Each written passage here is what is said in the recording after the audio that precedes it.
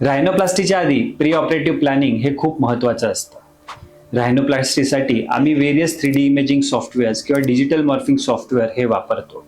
यामध्ये पेशंटचे अपेक्षित नाकावरचे चेंजेस हे त्या सॉफ्टवेअरवरती दाखवले जातात आणि ऑपरेशन नंतर नाक नक्की कसं दिसणार आहे हे आम्ही पेशंटला दाखवतो.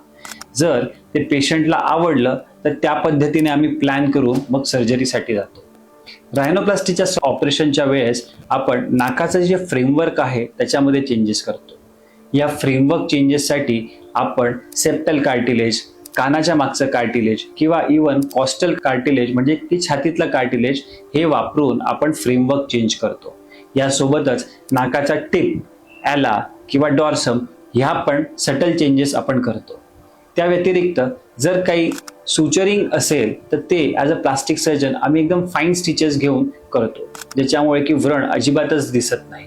या सर्वांनंतर नाकाला एक प्लास्टर लावलं जातं. ते आपण साधारणतः 2 to 3 वीक्स ठेवतो आणि त्यानंतर आपण हे प्लास्टर काढलं जातं. या पुढची काय केअर असते हे आपण पुढच्या एपिसोडमध्ये जाणून घेऊ. थँक्यू.